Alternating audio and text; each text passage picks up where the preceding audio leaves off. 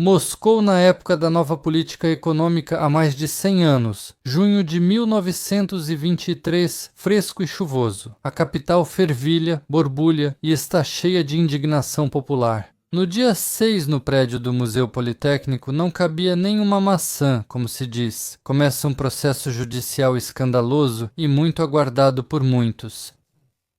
Reuniu-se tanta gente lá que, segundo a imprensa da época do Banco dos Juízes, só se via um mar de cabeças.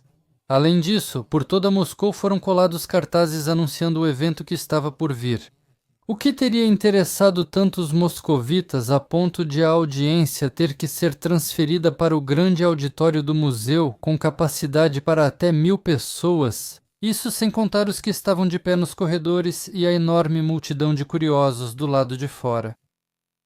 Hoje temos um material muito grande, sério e de certa forma fundamental para o canal, cujas fontes foram retiradas inclusive de arquivos e bibliotecas. Em geral, fontes em papel, que eu vou mostrar ou no vídeo ou no Telegram do Strashnote em uma postagem separada, dependendo de como o YouTube vai permitir ou não. De qualquer forma, é um bom trabalho. Recomendo assistir e deixar um like ou um dislike, além de se inscrever no canal e ativar o sininho. Aliás, raramente peço isso, mas hoje o material está tão bom. Claro, todos os materiais do canal são bons, mais ou menos, mas esse se destaca tanto que posso me dar ao luxo de pedir. Então, o que tanto interessou os moscovitas há pouco mais de 100 anos? A questão é que nesse dia, em uma sessão pública, foi analisado um caso muito comentado sobre uma terrível sequência de crimes, ou melhor, sobre um único crime que hoje chamaríamos de serial. 33 assassinatos de cidadãos pacíficos foram obra de um único homem, um senhor idoso comum, sem nada de especial, de sobrenome Komarov, cocheiro da Praça dos Cavalos de Moscou. Ninguém conhecia naquela época a palavra maníaco, mas não havia nas redondezas de Moscou atrocidades piores do que as cometidas por esse assassino.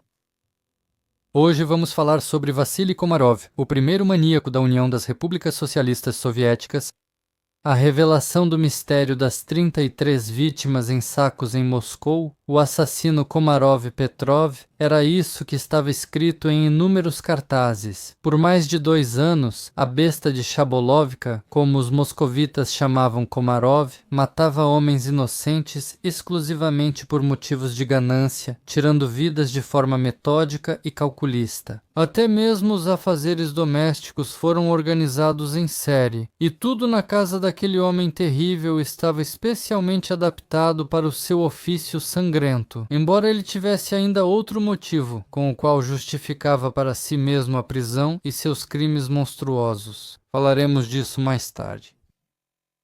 No julgamento de Komarov, estavam presentes repórteres de todos os jornais da época, artistas que faziam esboços dos participantes do processo, criminalistas, peritos, psicólogos, chefes da polícia investigativa de Moscou, e era feita uma documentação minuciosa e abrangente do processo para posterior divulgação. Entre os jornalistas na multidão, havia um jovem repórter do jornal Gudok. Há alguns anos estabelecido em Moscou, o doutor em medicina, que abandonou sua profissão após a Guerra Civil, tendo visto todos os seus horrores como médico de regimento, agora havia seguido o caminho literário, no qual mais tarde alcançaria fama mundial. Poucos hoje não conhecem seu nome. Este jovem era Mikhail Afanasyevich Bulgakov, o futuro mestre. Não é impossível que isso se deva em parte ao seu talento. O caso Komarov teve tanta repercussão pública que foi comentado, debatido e discutido não só em Moscou, mas em toda a Rússia e até no exterior. O artigo de Bulgakov foi publicado até mesmo pelo semanário berlinense da imigração russa na véspera. Do que Komarov era acusado e por que havia um sobrenome duplo nos cartazes? Como ele chegou a isso, agiu sozinho ou teve cúmplices? Sobre tudo isso eu vou falar no vídeo de hoje, com o máximo de detalhes, baseando-me como sempre em fontes documentais. Vasily Petrov, que só trocou de sobrenome anos depois, nasceu na província de Vitebsk. Atualmente, a maior parte do antigo território faz parte da Bielorrússia, assim como das regiões de Smolensk e Pskov, na Rússia.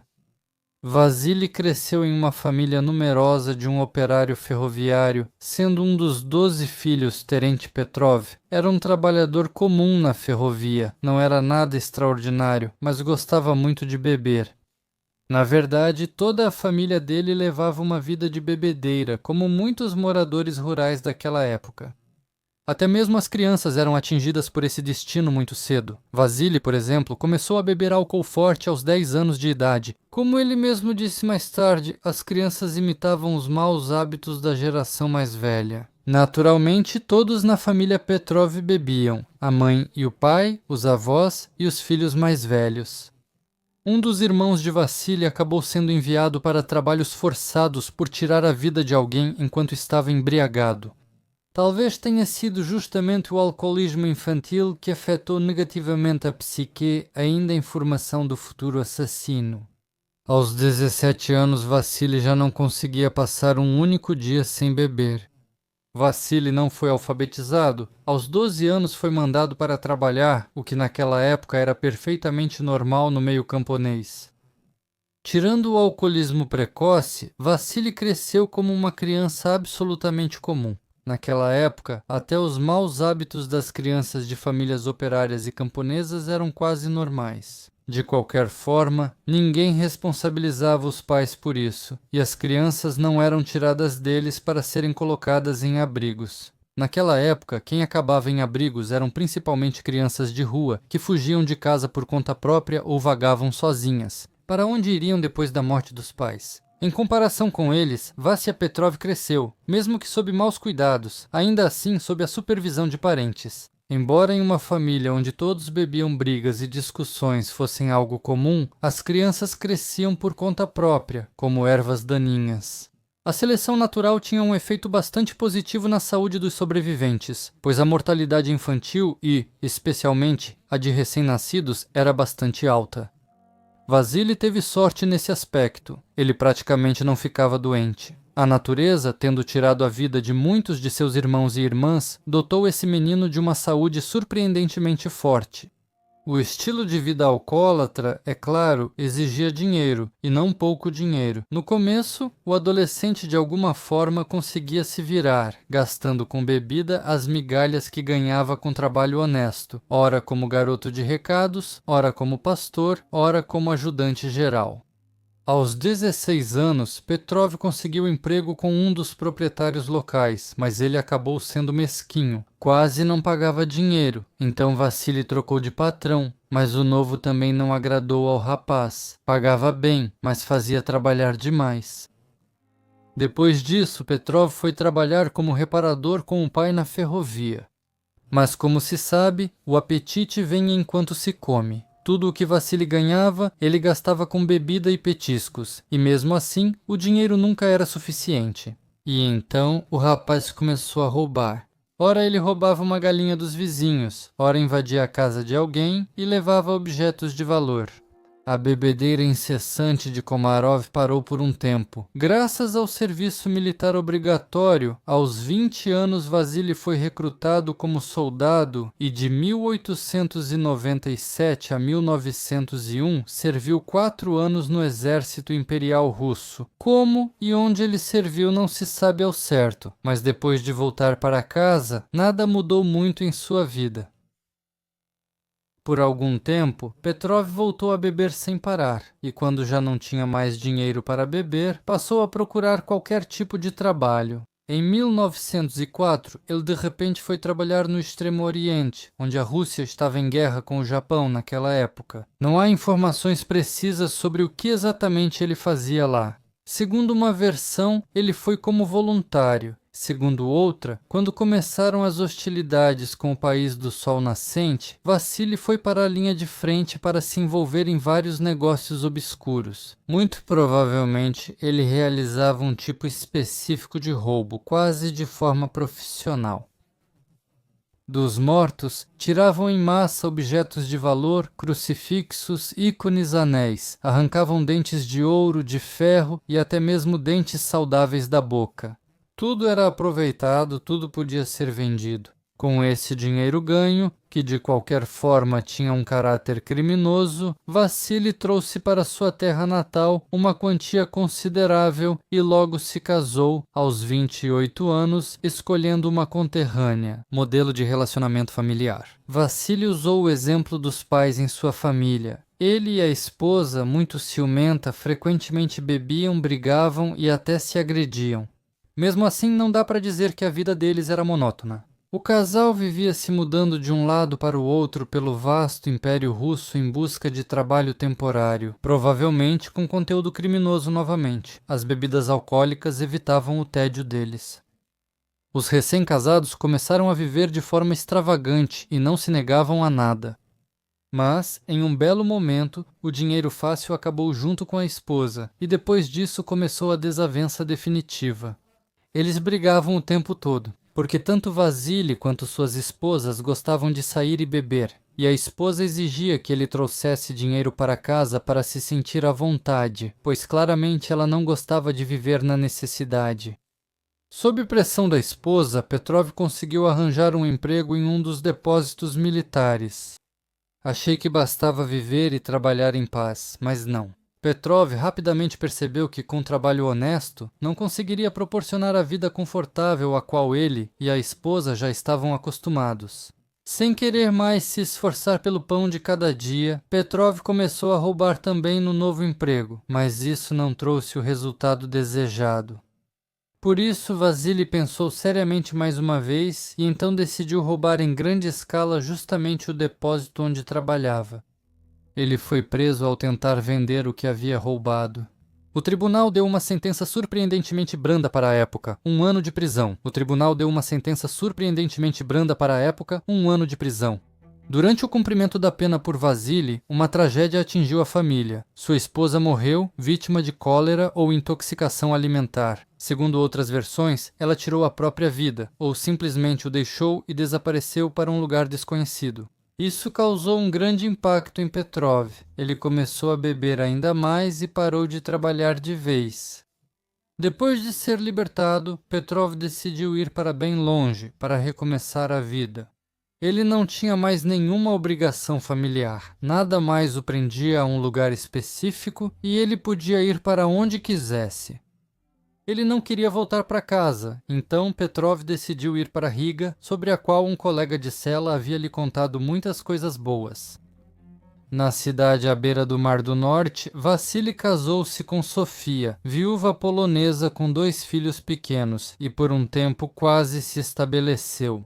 É verdade que ele nunca se livrou do alcoolismo e frequentemente batia na nova esposa e nas crianças dela. A segunda esposa dele era dócil e não bebia. Para Vassili, habituado a outros tipos de relações familiares, sentia falta das emoções intensas e das paixões. Por isso, ele simplesmente batia na esposa e nos filhos dela com rédeas, por assim dizer, como forma de prevenção. Mas, ao que parece, Sofia estava satisfeita, ou então evitemos culpar a vítima. Talvez ela não estivesse satisfeita, mas pelo menos o marido a alimentava e dava a ela e aos filhos dela um teto sobre a cabeça.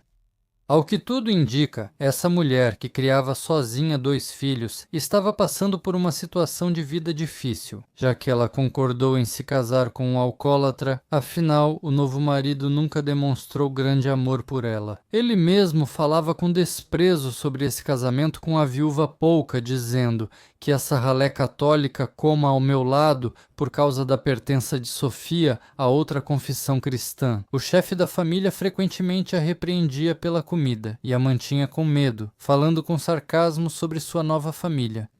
Não era por mal, mas às vezes eu dava uns tapas nela e batia nas crianças, para ensinar, para que aprendam.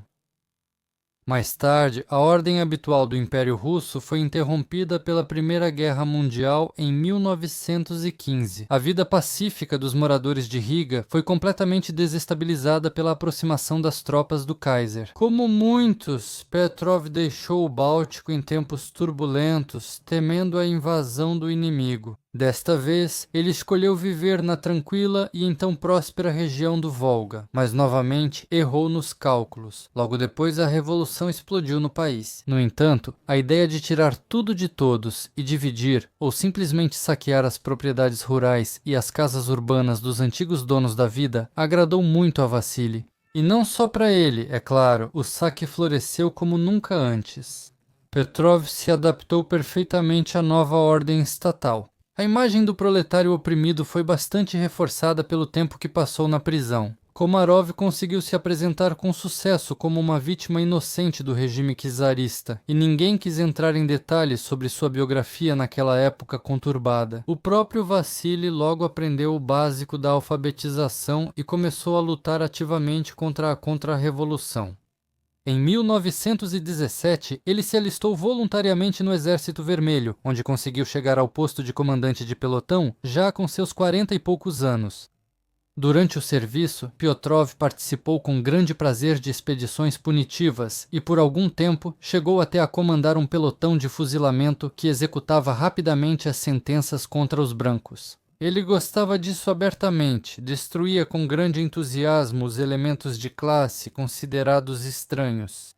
No Exército Vermelho, Piotrov desenvolveu uma visão distorcida sobre tirar vidas, enxergando isso como método educativo da luta de classes. Ele até começou a sentir prazer ao fuzilar desertores e inimigos da Revolução. Posteriormente, durante os interrogatórios, Vassili Vlechuno contará sobre seu primeiro fuzilamento de um desertor, lembrando do brilho que surgiu nos olhos de Piotrov. Os investigadores concluíram que esse foi o ponto de virada, quando até Vassili deixou de ser uma pessoa normal. 2 anos depois, durante uma das batalhas, Piotrov foi capturado pelos brancos. Sabe-se que ele foi capturado por soldados do exército de Denikin e por algum tempo chegou até a ser considerado morto. Mas já depois de um ano, de alguma forma ele ficou livre e fora da vigilância rigorosa do Comissariado do Povo para Assuntos Internos. O que aconteceu com Pietrov enquanto estava em cativeiro? Não há dados precisos sobre isso. Segundo uma versão, ele conseguiu escapar de alguma forma. Segundo outra, os brancos o recrutaram, transformando-o em seu agente secreto. Mas não há nenhuma prova que confirme isso, nem mesmo indiretamente. Provavelmente ele estava em cativeiro para evitar julgamento pelo Tribunal Militar Revolucionário. Por seus feitos realizados sob a bandeira vermelha, o comandante Piotrov adotou outro nome e se tornou o soldado Vassili Ivanovich Komarov. Ele não tinha nenhum documento consigo, arrancou cuidadosamente todos os distintivos militares, por isso registraram seu novo nome conforme ele mesmo declarou. Na Revolução isso era comum. Os jornais da década de 20 do século passado afirmavam unanimemente que o futuro assassino se livrou de seus verdadeiros sobrenomes e patronímico para encobrir os rastros de seus atos sombrios. Nos anos da Guerra Civil, no final de 1920, quando o confronto armado entre vermelhos e brancos chegou ao fim, Vassili, já com um novo nome, se estabeleceu em Moscou e se mudou para a casa número 26 na rua Chabolovka. Curiosamente, na capital do jovem Estado soviético, Piotrov Komarov imediatamente comprou, e não alugou, mas exatamente comprou uma casa para si. Depois de algum tempo, sua família também se mudou para cá. A questão de como um ex-prisioneiro conseguiu uma quantia tão considerável de dinheiro ainda permanece sem resposta até hoje.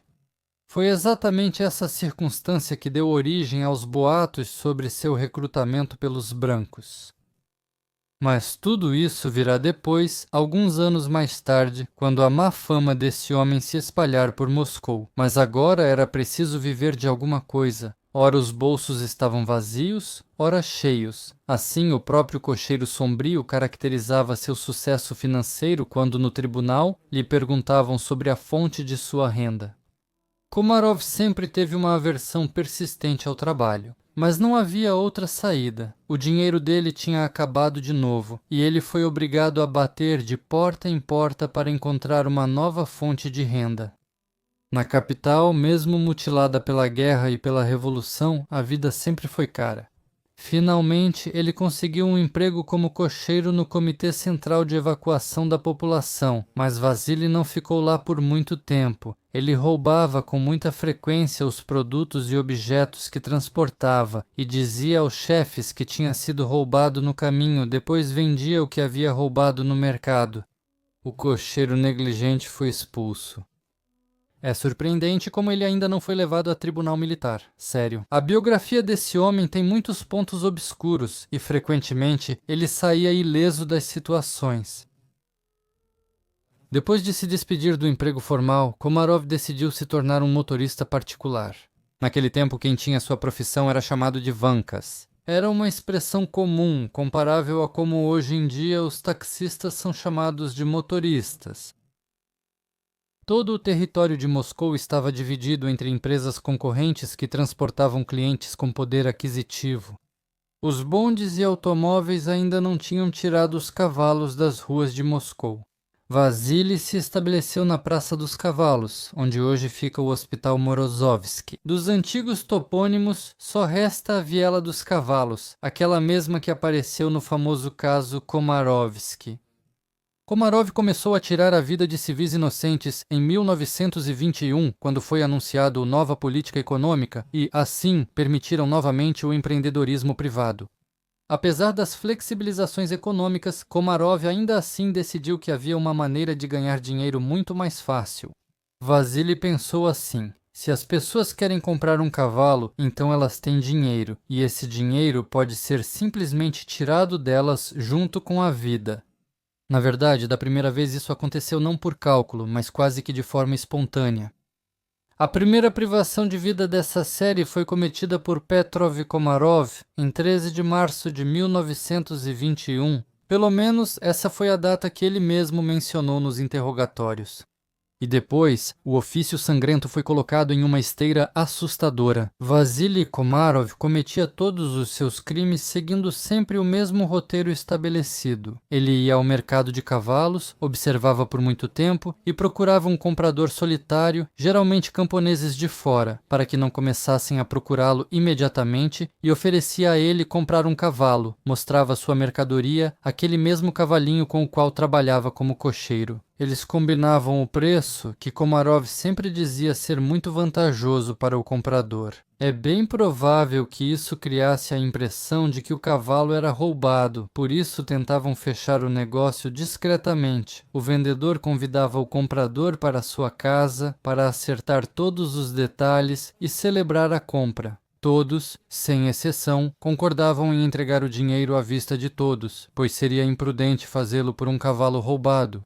Se, durante a conversa, algum dos passageiros do cocheiro sanguinário mencionasse que pretendia comprar um cavalo, Komarov lhe dizia que poderia vender o seu.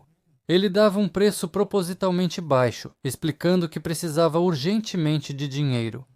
Levava o comprador animado até sua casa, onde conhecia melhor o cliente abastado, que queria ver a mercadoria de perto antes de comprar. Depois, ele dava vodka até a pessoa perder a consciência e a matava, como fazem nas aldeias e nos matadouros com o gado, com golpes precisos e fortes de um martelo pesado na cabeça. Às vezes, para garantir, Petrov estrangulava as vítimas, pegava dinheiro e objetos de valor, depois embalava os corpos em um saco e os escondia. Petrov abordava o abate de forma profissional e habilidosa. Logo aprendeu a abrir crânios humanos com um único golpe. Sim, de modo que nenhum dos vizinhos ouvia os gritos de agonia. Antes disso, Vasily enviava a esposa e os filhos para algum lugar sob um pretexto plausível e trancava com segurança todas as portas da casa. Livrava-se dos corpos sem pressa e de maneira bastante prática, para que os cadáveres coubessem facilmente nos sacos. Vasily primeiro drenava todo o sangue deles. Para esse terrível procedimento, ele até providenciou esteiras especiais, um tecido grosseiro dobrado em várias camadas e uma bacia galvanizada separada. Depois, circularam rumores em Moscou de que ele usava sangue e carne dos mortos. Komarov alimentava seus porcos com isso e dizia, com um sorriso irônico, que teria feito ainda mais se tivesse comprado mais porquinhos. Quando, durante o processo judicial, lhe fizeram essa pergunta, a capital não se preocupou de imediato. A princípio tudo estava calmo, tranquilo, e parecia que ninguém sequer procurava pelos camponeses de Komarovka, inocentemente privados da vida. Provavelmente foi isso que levou o monstro a intensificar sua terrível atividade. Mas então encontraram um cadáver, depois outro. E então, como escreveu o jovem Bulgakov em seu ensaio, cada vez mais frequentemente em Zamoskvoresh começaram a aparecer sacos cinzentos baratos, exalando um fedor nauseante e repugnante. Claro, sempre havia curiosos corajosos, e os achados fétidos eram abertos, revelando descobertas horríveis. As pessoas reagiam de formas diferentes. Alguns passavam mal, outros faziam caretas de nojo, e alguns começavam a rezar fervorosamente. Afinal, nos sacos estavam cadáveres amarrados de uma maneira especial, cujos corpos apodreciam e se decompunham. O caso imediatamente ganhou grande repercussão pública. Mais tarde, quando Dushegub já havia sido capturado, diziam que Komarov teria ganhado uma fortuna tirando vidas, mas na realidade, o que ele conseguiu não impressionava nem a imaginação. O assassino de Chabolovka virou personagem do folclore urbano. Muitos escritores famosos escreveram sobre ele, não só Mikhail Bulgakov, mas também Ilya Ilf, Yevgeny Petrov, Yuri Olesha e outros. Das memórias do jornalista Mikhail Bulgakov, que trabalhava na época. É assim que se abate o gado, sem remorso, mas também sem qualquer ódio. Ele teve lucro, mas não foi nada fantástico. O comprador tinha no bolso aproximadamente o valor de um cavalo. Ele não tinha riquezas escondidas nas fronhas, mas com esse dinheiro ele bebia, comia, sustentava a família e era como se tivesse um matadouro próprio. O futuro autor de grandes obras, trabalhando como jornalista, admitia honestamente: não tenho nenhum desejo de escrever um folhetim policial, asseguro ao leitor, mas não há possibilidade de fazer outra coisa, porque hoje o desejo de entender esse Komarov não sai da minha cabeça o dia inteiro. Assim surgiu o artigo de jornal O Caso Komarov, dedicado à história de um homem que durante 2 anos da era nova política econômica manteve toda Moscou em pânico. Em 1921, o assassino cometeu pelo menos 17 homicídios nos 2 anos seguintes, mais cerca de 12, embora ele próprio tenha confessado posteriormente 33 assassinatos.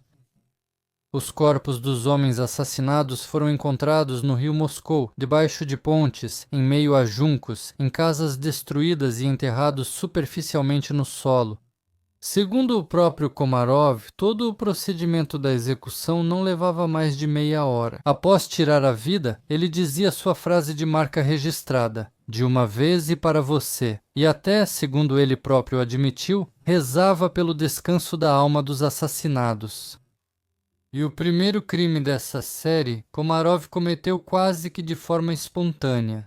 Sua vítima foi um camponês relativamente jovem que, assim como todos os outros infelizes que compartilharam seu terrível destino, veio para Moscou por causa de um cavalo, na Praça dos Cavalos. Ele mesmo se aproximou de Vasily Ivanovich Komarov. Isso aconteceu em um dia de neve de fevereiro. Komarov estava, como sempre, um pouco alegre. Rapidamente puxou conversa com um rapaz que se aproximou e ele começou a perguntar onde poderia comprar um cavalo por um preço razoável. Vasily, segundo ele mesmo, realmente planejava vender seu cavalo naquela época e comprar outro, um mais rápido. O camponês ofereceu um preço propositalmente baixo, conforme os costumes da época, para poder negociar direito. Mas, para a surpresa dele, o vendedor aceitou o preço rápido demais e, em seguida, convidou o comprador para ir até sua casa, para celebrar o negócio como manda o costume. Para seu azar, o camponês concordou e, depois de um copo de vodka, contou ao amigável moscovita: "Vou revender o cavalo em um vilarejo remoto. Por um animal desses vão me dar medidas de grãos, faço negócio e depois vendo com lucro na capital." E foi aí que Komarov sentiu uma raiva terrível. Talvez até então ele só pretendesse roubar o comprador ou no máximo dar uma boa surra, já que era muito forte. Mas ali, sentado à sua frente, estava o homem sorrindo e se gabando do seu plano de negócios. Um verdadeiro especulador, e Komarov odiava especuladores com todas as forças. Ele tinha seus próprios motivos para isso, sem dúvida, mas mesmo quando foi pego, não se apressou em falar sobre eles. A única coisa que conseguiram descobrir foi que, na opinião de Komarov, foi justamente a ganância e a especulação que causaram todas as desgraças do povo russo e a sua tragédia pessoal. Em particular, havia versões de que sua primeira esposa fugiu com algum especulador, e ele nunca conseguiu esquecer isso. Seja como for, na casa de Komarov, os homens beberam bastante, afinal era preciso comemorar o bom negócio. Segundo as lembranças do próprio Vassily Ivanovich, ele não pretendia tirar a vida do camponês naquela ocasião. O pecado foi provocado pela excessiva franqueza do comprador de quem ele não gostou. Foi dessa conversa franca que ele soube que seu hóspede era só um atravessador. Se até então Vassily ainda não sabia direito o que queria, foi aí que tomou uma decisão definitiva. Não há motivo para sentir pena de uma pessoa que pretende lucrar às custas dos outros.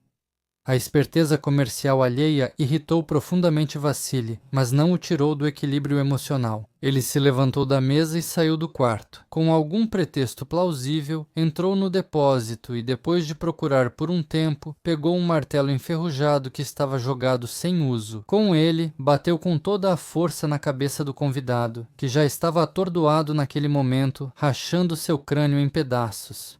O sangue jorrou, respingando tudo ao redor. O chão, a mesa, os bancos e até as roupas do próprio criminoso, mas nenhum músculo sequer se contraiu. Em seu rosto não havia nem remorso nem medo, apenas uma euforia incontrolável pela consciência de seu poder sobre a vida humana. O sangue humano escuro inundou a sala inteira, e Komarov gastou bastante tempo limpando tudo, o que o deixou muito insatisfeito. Depois disso, Komarov nunca mais permitiu tais descuidos com sangue humano. Ele levou em conta esse lamentável equívoco, e da próxima vez agiu com mais cautela. Antes de esmagar a cabeça de sua próxima vítima, o dono da fábrica de tirar vidas em casa colocava um balde ou uma bacia. A primeira vítima, o camponês atravessador, foi morto a golpes de martelo enferrujado. Komarov levou o corpo para fora de casa sob a cobertura da escuridão e o enterrou em um terreno abandonado ao lado do seu, coberto de arbustos e ervas daninhas. Naquela época, havia uma infinidade de casas abandonadas na Moscou devastada. Dinheiro para os mortos. O criminoso, naturalmente, levou tudo até o último centavo. Não desprezou nem mesmo os dentes de ferro, arrancando-os da boca do falecido com um alicate. A investigação mostrou que, no geral, a primeira vez que Vassily matou alguém foi relativamente fácil para ele. Depois, ele admitiu ter hesitado antes do primeiro assassinato. Ele tomou a decisão depois de alguns copos, mas não se arrependeu nem um pouco do que fez, já que isso lhe trouxe um bom dinheiro. Ele vendeu todos os pertences da vítima no mercado local e, com o dinheiro, comprou uma grande garrafa de aguardente caseira. Depois de gastar todo o dinheiro com bebida, Komarov voltou ao seu trabalho sombrio em seu novo território de caça, no mercado de cavalos de Moscou. O segundo assassinato ele cometeu rapidamente, afinal, o dinheiro acabou logo, e daí em diante tudo desandou. Somente no ano de 1921, Komarov tirou a vida de cerca de 20 pessoas. Todos eles, assim como a primeira vítima, eram atravessadores das aldeias que esperavam ganhar algum dinheiro revendendo produtos. Praticamente todos os seus clientes, Vassily Ivanovich geralmente encontrava na Praça Konaia. Depois, os atraía para sua casa e tirava-lhes a vida. Um golpe de martelo no topo da cabeça. Sempre era precedido por uma cerimônia de lavagem da compra e venda. Antes disso, Komarov frequentemente também estrangulava os hóspedes, especialmente se o visitante fosse forte fisicamente, por precaução, para garantir que não. Depois os despia, drenava o sangue, amarrava bem, previamente colocando o corpo na típica posição fetal e embalava cuidadosamente em um saco. À noite, livrava-se de sua carga morta. Apesar de ser geralmente considerado uma pessoa limitada, Komarov abordava de forma bastante cuidadosa a questão de embalar o corpo, colocando previamente o cadáver ainda quente e maleável na posição de uma criança no útero materno, amarrando especialmente bem a cabeça aos pés com uma corda resistente, para que, ao olhar visualmente para o saco, não fosse possível determinar o que exatamente estava lá dentro. Komarov rapidamente pegou o gosto pela coisa. A sensação de permissividade, impunidade e dinheiro fácil subiu à cabeça. Vassily Ivanovich não tinha medo de nada. De acordo com os materiais do processo criminal, Komarov escondeu 15 corpos em uma construção semidestruída na viela Konaia e em uma casa vizinha desocupada na Chabolovka.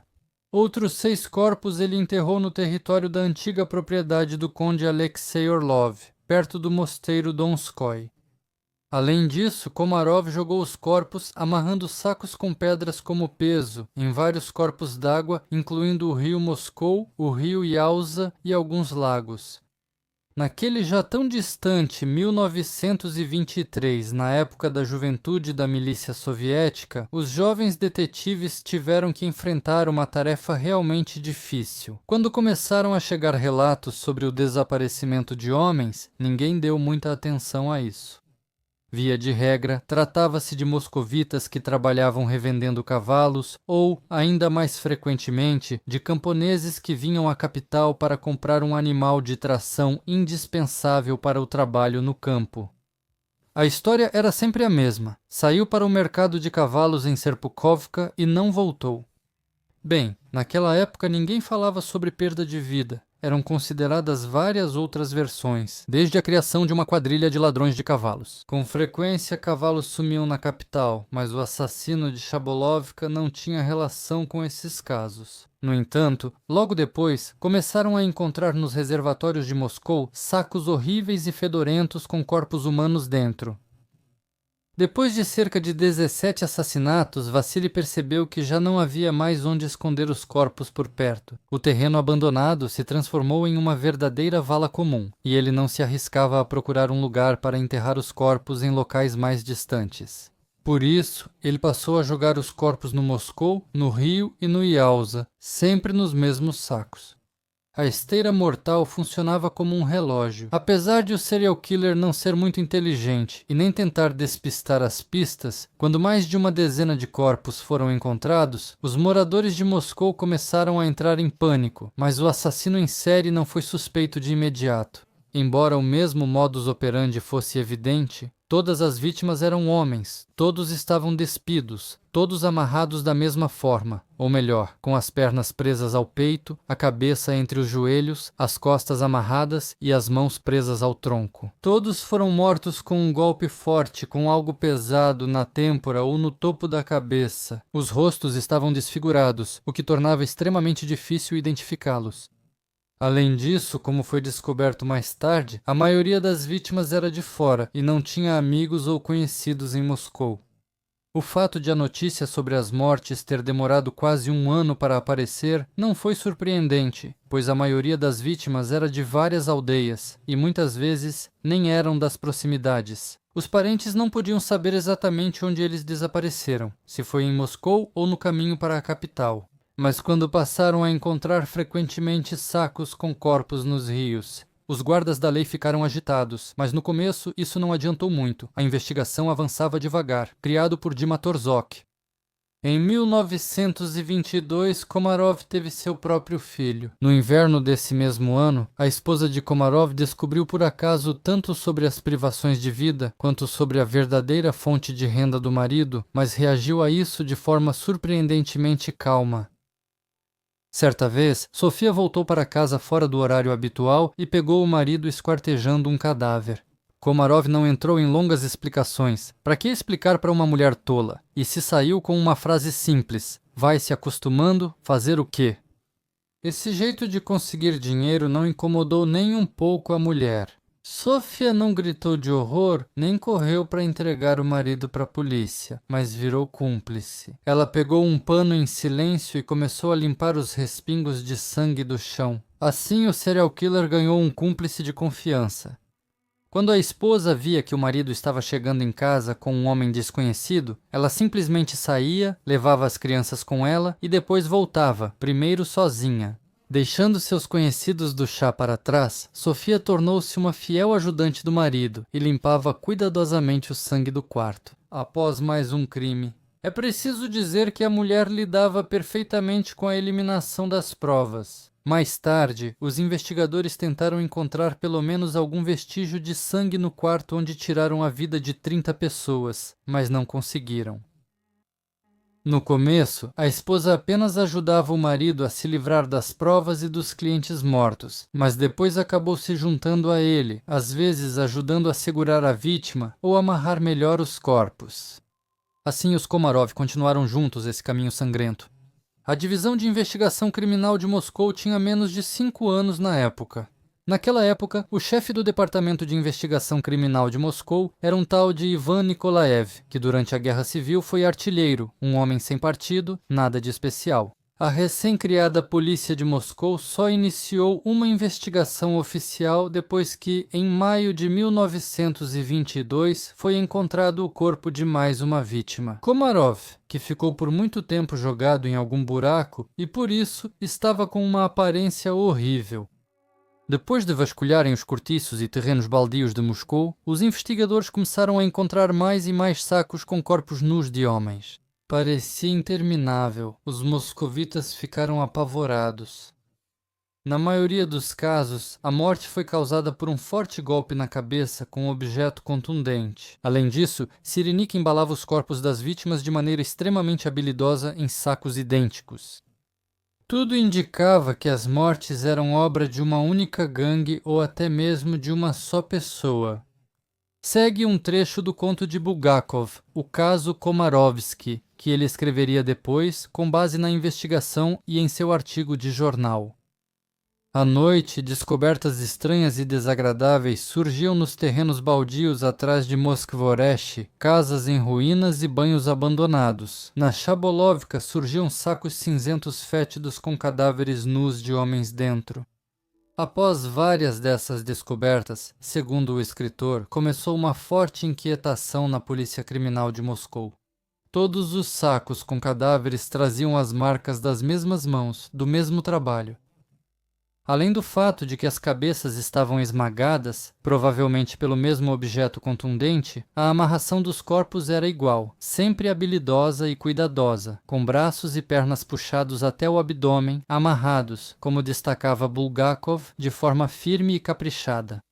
Os detetives logo notaram que os sacos estavam amarrados, característico de quem está acostumado a arrear cavalos. Isso os levou à hipótese de que o provável criminoso era um cocheiro. A hipótese se confirmou ao encontrar grãos de aveia, principal alimento dos cavalos, em um dos sacos com o corpo. Outra pista foi a localização das descobertas assustadoras. A maioria delas ocorria em Zamoskvorechi. Isso sugeria que o próprio terrível criminoso vivia em algum lugar por perto. Enquanto isso, os boatos sobre as terríveis mortes já se espalhavam não só por Moscou, e a imaginação humana gerava suposições mais inacreditáveis. Alguns falavam de um misterioso lobisomem que atacava suas vítimas em noites de lua cheia nos terrenos baldios desabitados, enquanto outros falavam de vampiros que sugavam todo o sangue das pessoas. Uma coisa era certa, escapar dessa criatura, fosse ela quem fosse, era absolutamente impossível. A imprensa também aumentava o fogo. Assim como a imprensa moderna, ela buscava manchetes sensacionalistas e chocantes, clickbait. Então, nos artigos sobre os achados horríveis, começaram a aparecer apelidos marcantes para o criminoso desconhecido: o embalador, o homem-fera, o Chabolovsky, o estrangulador. Já Mikhail Bulgakov acreditava que o criminoso não merecia tais epítetos, pois o que chocava não era uma aparência bestial, mas sim sua mediocridade e banalidade. Ele escreveu que Komarov não se destacava em nada especial do seu meio, fora isso era apenas uma pessoa ruim comum, como existem milhões. Batia na esposa e nos filhos, bebia, mas nos feriados convidava padres para sua casa, ou seja, eles faziam serviços religiosos para ele, e ele os servia vinho. No geral, era uma pessoa religiosa, de caráter difícil. Os detetives de Murol trabalhavam exaustivamente em busca de pistas do assassino. A ordem para capturá-lo rapidamente veio diretamente de cima. Os bolcheviques detestavam os rumores sobre uma possível vingança sangrenta pelos crimes contra a família imperial. O povo atribuía os achados terríveis nos sacos quase ao próprio anticristo, e as más línguas diziam que isso era só o começo. Mas no fundo de mais alguns sacos foram encontrados vestígios de aveia. Havia uma grande probabilidade de que o criminoso fosse justamente o cocheiro. Foram achados 22 corpos, apenas 7 identificados. Conseguiram descobrir que todos eles estavam indo para Moscou. Sobre a questão dos cavalos, sem dúvida, foi obra de um cocheiro ou de alguém ligado aos assuntos de cavalos. Mais tarde, a polícia constatou que todos os falecidos identificados haviam estado no mercado de cavalos antes de morrer. Ao encontrar os restos mortais seguintes, pelos restos de aveia nos sacos e por algumas outras pistas, conseguiram se convencer definitivamente de que o criminoso era, muito provavelmente, um cocheiro. Mas o problema era que naquela época, essa era uma profissão muito comum em Moscou, e identificar o criminoso procurado entre tantas pessoas acabou sendo uma tarefa muito difícil. Na capital, naquela época, trabalhavam mais de 5.000 cocheiros, e além disso, muitas pessoas que tinham apenas um cavalo, uma charrete ou até mesmo uma carroça também faziam bicos como cocheiros. O acaso ajudou a investigação por causa de um descuido do próprio Komarov. No final da primavera de 1922, policiais retiraram do canal do rio Moscou um saco pesado que havia ficado preso bem na margem. Era um simples saco de estopa, do tipo que normalmente era usado para armazenar vários tipos de alimentos. Os policiais nem precisaram olhar dentro para afirmar com certeza o que encontrariam lá. A multidão de curiosos que se reuniu ao redor acompanhava a retirada do saco com comentários indignados e apreensivos. Tudo sobre o anticristo. Alguém passou mal, o bobo santo gritava, mulheres suspiravam e faziam o sinal da cruz. Todos estavam à flor da pele.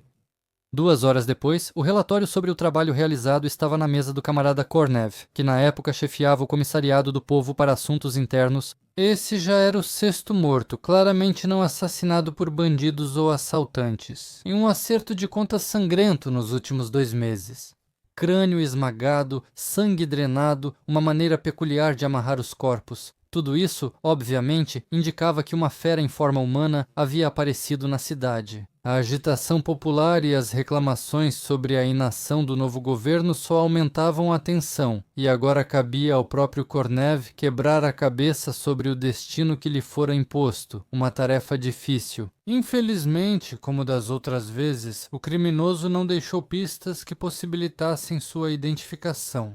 E como naquela época não havia na nova milícia nem especialistas em psicologia, nem peritos criminais brilhantes, os policiais agiam à moda antiga, interrogavam negociantes de cavalos e vendedores de ração, vasculhavam os mercados de cavalos e os pontos de parada. A tarefa se mostrou impossível. Além dos cocheiros de passageiros, legais e clandestinos, ainda havia os carroceiros que transportavam cargas. Verificar rapidamente tanta gente era simplesmente impossível, e a investigação chegou a um beco sem saída. De forma inesperada, o próprio Dushegub ajudou os investigadores. A cabeça esmagada de mais uma vítima, aquela mesma que foi retirada do canal do rio Moscou, estava enrolada em uma fralda infantil recém-lavada e mal enxaguada. Isso permitiu supor que era preciso procurar entre famílias onde recentemente nasceu uma criança.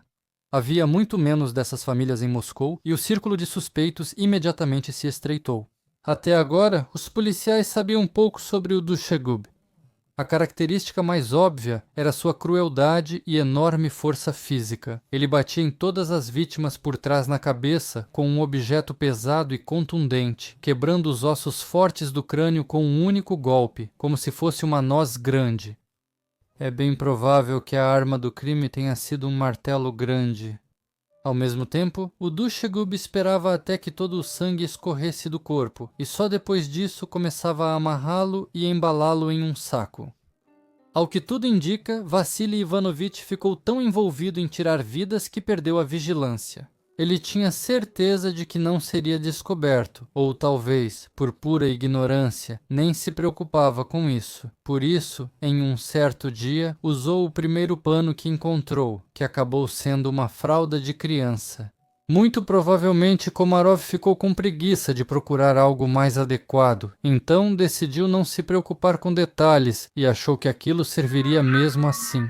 Enquanto isso, foi justamente o fato de haver uma criança pequena, recém-nascida, que ajudou muitos investigadores de Murov a procurar entre os cocheiros de Zamoskvorechi. Entre outros, Vasily Ivanovich Komarov, de 55 anos, que morava na Chabolovka 26 e trabalhava como cocheiro na Praça dos Cavalos, também entrou na lista de suspeitos. Comerciantes relataram ao Departamento de Investigação Criminal de Moscou o comportamento estranho de Komarov. Em vez de, como todos os outros, disputar os clientes, ele nunca disputava clientes, passava muito tempo parado, apesar de sempre estar no mercado de cavalos e ter dinheiro, que frequentemente gastava em festas nas tavernas. A entrevista com outros cocheiros confirmou a versão das autoridades. Todos, sem exceção, afirmavam que Vassily Ivanovich era um homem estranho. Nunca negociava e sempre ia embora com um potencial comprador de cavalos. Será que ele tinha mesmo um haras inteiro na Chabolovka? Ao mesmo tempo, Komarov sempre tinha dinheiro consigo, embora também deixasse quantias consideráveis nas tavernas com frequência. Quantias que um cidadão comum nem conseguia imaginar, e esse simples cocheiro gastava tudo em uma única noite. Para melhor compreensão, aqui está um trecho de uma fonte documental sobre a escala dos preços da capital naquela época. Os últimos preços de mercado eram os seguintes: manteiga, 36 milhões, linguiça defumada, 48 milhões e 100, cigarros de qualidade média, 30 a 40 milhões, uma caixa de fósforos, 1 milhão, bares e tavernas. Para quem tem bilhões para gastar, uma garrafa de álcool custa 250 milhões, uma garrafa de cerveja custa 30 milhões. Então prestem atenção, agora os preços ainda são, bem democráticos comparados ao que eram no início dos anos 1920. Mas aqui, é claro, antes que todos os comentaristas entendidos apareçam, é preciso dar um contexto histórico. De novembro de 1917 até o fim da Guerra Civil, os bolcheviques estimularam a hiperinflação e ao mesmo tempo circulavam várias moedas diferentes, as cédulas do czar, as da Duma e as Kerenki. E não só isso. A partir de 1918, muitas regiões começaram a imprimir seu próprio dinheiro e no início de 1919 surgiram também os chamados sovsnaki, que circulavam como moeda. Até a reforma de 1924, com a introdução da nova política econômica, a inflação se tornou galopante. Um sovsnak soviético de 100 mil rublos passou a valer o mesmo que um kopek do período anterior à guerra. Os produtos eram vendidos por milhões e bilhões ao mesmo tempo. No final de 1922, foi feita uma tentativa de colocar em circulação os novos tchevontsy soviéticos, garantidos por reservas de ouro, mas a circulação da nova moeda em relação ao dinheiro antigo era muito pequena em termos percentuais. Isso levava à confusão. Basicamente, ainda circulavam os mesmos milhões e só ocasionalmente os produtos eram vendidos por alguns kopecks nas novas cédulas, enquanto os tchevontsy de ouro começaram a ser cunhados. E só no início de 1924, para o comércio exterior e para o mercado interno, foram lançadas moedas de prata e cobre em Moscou em 1923. Durante a vida do assassino de Chabolovsky, a esmagadora maioria das transações entre a população comum era feita com as antigas cédulas e Komarov, sem dúvida, esbanjava, jogando dinheiro fácil e mortal para todos os lados. É exatamente assim que ele vai falar sobre elas depois. Além disso, Komarov era bilionário. Os policiais fizeram um trabalho realmente colossal e com esforços conjuntos conseguiram chegar até Komarov. A ampla rede de agentes cobriu as praças de carruagens, pontos de chá, tavernas, seguiram os rastros do cocheiro de Zamoskvorechi e foi nesse momento que outro corpo foi encontrado com uma fralda fresca cobrindo a cabeça esmagada e a rede imediatamente se fechou. Procuravam por um cocheiro de família que tinha tido um filho recentemente e entre milhares de cocheiros conseguiram encontrá-lo. Vasily Ivanovich Komarov morava na Chabolovka. Na casa 26 tinha dinheiro, sempre, bebia muito. Foi assim que a investigação de Bulgakov o descreveu. E também, de acordo com outro correspondente do jornal de Moscou, Vassily Komarov, cocheiro de aluguel, chamou a atenção por causa de seu comportamento bastante estranho. Ele chegava ao local e ficava parado por muito tempo, como se estivesse observando alguém. Não disputava passageiros como os outros, o que era incomum para um cocheiro de Moscou. Além disso, como mostraram os vizinhos, sua esposa realmente deu à luz recentemente. Na noite de 17 de maio de 1923, a polícia invadiu o apartamento de Komarov com um mandado de busca. Segundo a versão oficial, eles não buscavam um serial killer que matou 30 pessoas, mas só fabricantes de bebida caseira. E como Vassily praticamente nunca ficava sóbrio, não é de se estranhar que tenham ido até ele também. O cocheiro recebeu os guardas da lei de forma amigável, sorrindo para eles. Komarov estava completamente calmo, mas quando começou a revista minuciosa, de repente ficou nervoso. Os peritos tentaram encontrar vestígios de sangue no chão, mas em vão. A esposa, Sofia, fazia seu trabalho de forma excelente, e naquela época não havia outros métodos além do exame visual. Quando os detetives chegaram ao depósito, o dono da casa de repente gritou como se tivesse sido picado e pulou pela janela do segundo andar. Ele claramente perdeu o controle emocional. E lá embaixo, em uma emboscada, estava uma segunda equipe da polícia esperando para tentar deter o suspeito. Mas Komarov, demonstrando força extraordinária, conseguiu escapar e fugiu em direção desconhecida. Perdida entre as inúmeras casas nas favelas, sua esposa, Sofia, caiu no chão e começou a chorar amargamente. Logo ficou claro o motivo de uma fuga tão repentina. No quartinho, os policiais acharam a última vítima de Komarov com a cabeça esmagada e o corpo ainda quente, ao lado de uma bacia com sangue drenado. Como ficou esclarecido posteriormente, era um camponês da região de Moscou chamado Ivan Lapan, pai de 4 filhos. Komarov ficou pouco tempo foragido e foi preso naquela noite em Nikolskoye, perto de Moscou, na casa de uma leiteira conhecida. Ao que tudo indica, essa mulher era amante do assassino. Ele estava na casa dela. O suspeito, como observou Mikhail Bulgakov, escrevia no verso do documento de identidade depoimentos sobre as vidas que tirou, e nesses depoimentos, por algum motivo, ele confundia e caluniava seus vizinhos. Mas a captura de Komarov não.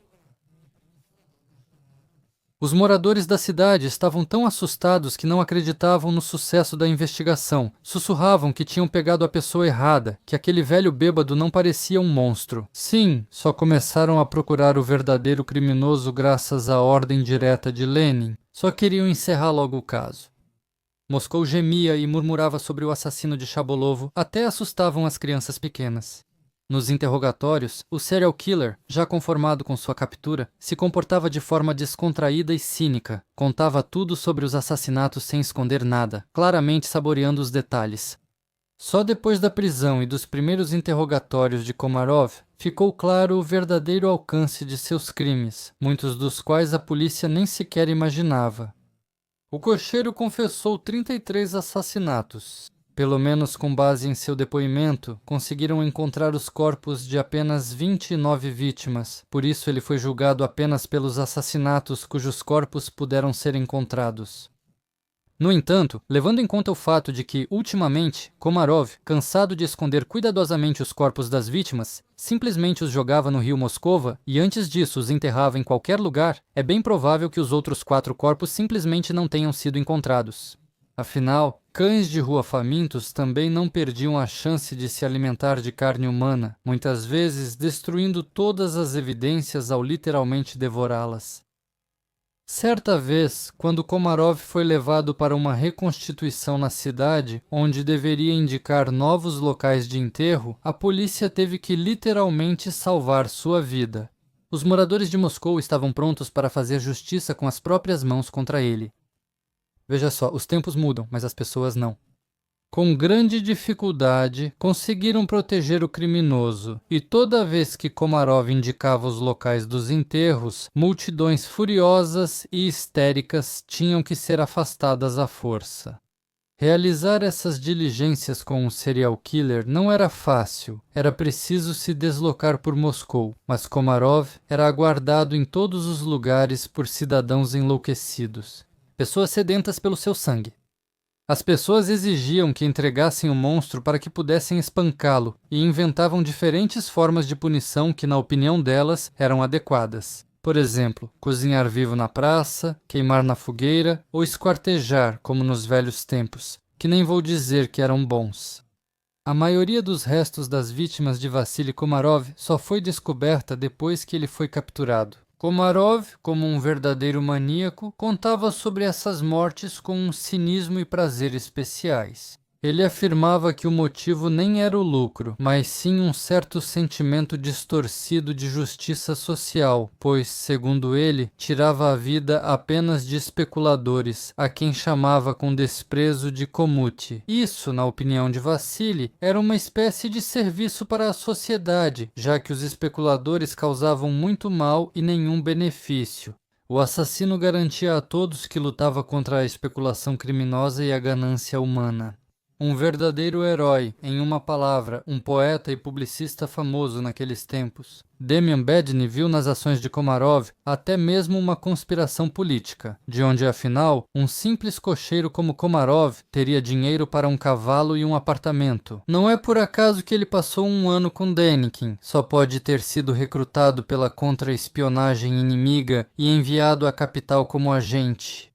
Com esses artigos acusatórios, Bedny aparecia na imprensa e nas praças, reunindo multidões de simpatizantes ao seu redor. Ele claramente não tem inteligência para ser espião. Komarov não tentou explicar a maldade da fera de Chabolovka por sua ligação com os brancos. A milícia e o Comissariado do Povo para Assuntos Internos também não tinham pressa, levando em conta que durante a Guerra Civil ele lutou ao lado do Exército Vermelho. Os motivos dos maníacos não seguem a lógica humana comum. Komarov não sentia nenhum remorso e acompanhava a descrição de cada assassinato com uma frase cínica, sempre com um sorriso simplório no rosto, além de misturar seu discurso já pobre com várias piadinhas tolas. A pergunta dos jornalistas: você não tem medo da própria morte? Não temo a morte nem o diabo careca, respondia Komarov, o cocheiro assustador. Talvez Komarov realmente não tivesse medo da morte, mas não por uma coragem excessiva, e sim por causa de um vazio assustador em sua alma. Já na investigação preliminar, participaram psiquiatras do processo, em particular Evgueni Krasnushkin, um dos fundadores da psiquiatria forense soviética e do Instituto Dr. Serbsky. Destacava-se especialmente a insensibilidade dos sentimentos sociais de ambos os cônjuges, pois a cúmplice de Sumkin era sua própria filha, ainda bastante jovem. Meia estação, Tags de Cards Tonetsenhofen. Komarov falava sobre tudo com um sorriso desprezível e zombeteiro, inclusive sobre as dificuldades da vida, chamava as pessoas de excêntricas e suas vítimas de cangalhas. Como ele matava só Deus sabe, e ainda ria de forma nojenta. Você tem algum último desejo?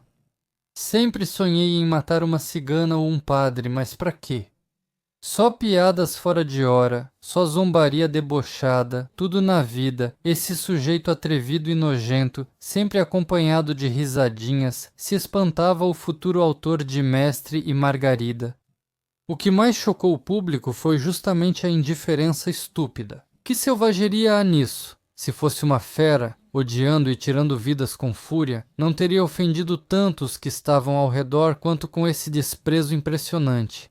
Aqui não havia traço dostoievskiano em ninguém. No banco dos réus estava sentado apenas o invólucro de um homem, uma casca de relógio da qual o mecanismo foi retirado. Além disso, as respostas de Komarov eram extremamente contraditórias. Primeiro dizia que Deus perdoa tudo, e depois, ao ser questionado pelo promotor se os réus acreditavam em Deus, respondia com um sorriso constante.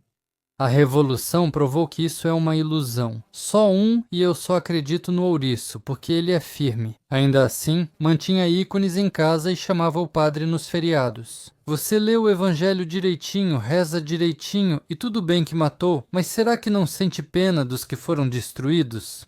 Jornalistas perguntaram a Komarov no julgamento. Você pode ter pena antes de tirar a vida, mas por que depois? Ele respondia com um dar de ombros. Vocês têm medo da execução? Murmurou o assassino balançando a cabeça. Todos ficamos em silêncio, pois suas piadas não tinham nada a ver com a situação. Pensamentos escassos e absurdos brilhando sobre a estupidez humana, uma magnífica amálgama daquela grosseria específica e fétida que impregna muitos, muitos pequenos burgueses de Zamoskvorechi, escreveu Komarova. Bulgakov. O monstro de Chabolovsky não se arrependeu nem um pouco. Além disso, disse que estava pronto para cometer mais 60 se fosse preciso. Minha esposa prefere doces e eu, bebidas amargas. Agora em Moscou virei um herói, admitiu ele com orgulho após a prisão. De fato, esse serial killer ficou incrivelmente famoso e até como personagem literário apareceu nas páginas de muitos livros daquela época. No romance América de um Andar, Ilf e Petrov até compararam o primeiro maníaco soviético com o famoso gangster de Chicago. Bandidos assassinos famosos como o cocheiro Komarov, só que muito mais perigosos. Aqui vai uma citação do livro deles. Depois do processo barulhento, começaram até a circular lendas em Moscou sobre a violência de Komarov. Durante a investigação, Moscou fervilhava. Em resumo, Komarov, o cocheiro, as mulheres falavam sobre fronhas cheias de dinheiro, sobre como Komarov alimentava os porcos com entranhas humanas e coisas do tipo. Essa é a pura verdade que foi revelada pela investigação, desse tipo que seria até melhor se fossem apenas pilhas de dinheiro nas fronhas, ou até mesmo a nojenta alimentação dos porcos, ou algum tipo de atrocidade ou perversão. Talvez fosse mais fácil se fosse mais confuso e assustador, porque então ficaria claro que o mais terrível de tudo isso era justamente a própria pessoa Komarov, escreveu Mikhail Bulgakov. O verdadeiro nome do maníaco, Vassily Terentievich Petrov, só se tornou conhecido durante a investigação. Trechos dos materiais do processo criminal de Komarov. Nasceu em 1877 ou 1878 na província de Vitebsk. O pai era alcoólatra e quando bebia, batia na mãe.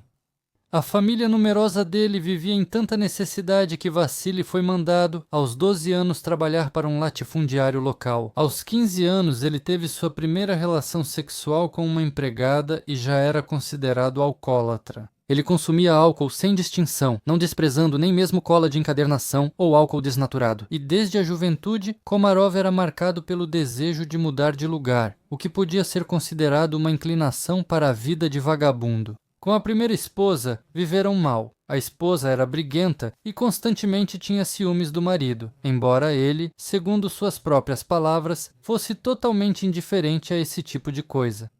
Logo após a Revolução, ele entrou para a Guarda Vermelha, mas isso só foi mencionado no julgamento por múltiplos homicídios. Esses méritos diante do novo governo não ajudaram em nada Pyotr Komarov. Não adiantou mais se gabar de sua origem proletária, dizendo que era um humilhado e ofendido, vítima do regime czarista. Rapidamente subiu na hierarquia nacional, tornou-se comandante de pelotão sob a classificação revolucionária de Starkov, nosso suboficial. No tribunal, Komarov lembrava com prazer de quando comandou o pelotão de fuzilamento numa execução. Diziam que ele gostou, foi o que os jornalistas escreveram sobre a biografia da fera de Chabolovka. No caso de grande repercussão, foi designada uma perícia médico-legal, buscando por muito tempo psiquiatras conhecidos. Eram necessários 3 para o veredito, restavam poucos. Um foi chamado de São Petersburgo. E então, essa comissão psiquiátrica de professores examinou o acusado por muito tempo, fez perguntas, realizou vários experimentos com ele e, finalmente, considerou Komarov totalmente culpado. O veredicto dos psiquiatras dizia: apesar do alcoolismo, Komarov é imputável e pode ser responsabilizado pelo que fez. No entanto, na perícia foi indicado separadamente que o acusado é um degenerado alcoólico e psicopata, o que, porém, não o priva da capacidade de entender suas ações e controlá-las. Junto com o marido, acabou também no banco dos réus a esposa cúmplice. A investigação, após analisar cuidadosamente os materiais do caso, apresentou acusação contra ela também, e o tribunal a apoiou. A esposa, acostumada à violência doméstica, tornou-se um complemento perfeito para o marido alcoólatra, que desenvolveu tendências sádicas. Em um delírio alcoólico, ele e as crianças foram espancados por ele com chicote repetidas vezes, mas ela suportava com paciência, até mostrando sinais de masoquismo. Durante a investigação, descobriu-se que Sofia Komarova também esteve envolvida em alguns dos assassinatos, ajudando a segurar as vítimas, transportar os corpos e esconder os vestígios do crime. O próprio serial killer insistia que nem a esposa nem os filhos estavam presentes quando ele matava as pessoas em casa. Além disso, Komarov supostamente sempre mandava eles saírem de casa quando aparecia um comprador, e Sofia, obrigatoriamente, ainda trancava a porta pelo lado de fora para que a vítima não tivesse chance de escapar. Mas a investigação conseguiu provar que a esposa ajudava ativamente o marido a se livrar dos vestígios dos crimes e dos corpos depois que soube das mortes. À noite, rezava fervorosamente pelas almas dos recém-falecidos servos de Deus. Continuação. Ela, sabendo muito bem o que Komarov pretendia fazer com seus convidados, nunca tentou de alguma forma evitar a tragédia. Continuação. Nos interrogatórios, Sofia Komarova falava de forma fleumática sobre o novo passatempo do marido. O que fazer? É preciso viver de algum modo. O importante é evitar outra guerra. No tribunal, Vassili descreveu a esposa assim: boba, fraca. Enquanto isso, foi justamente Sofia que, por iniciativa própria, acompanhou o marido na hora de se livrar dos corpos.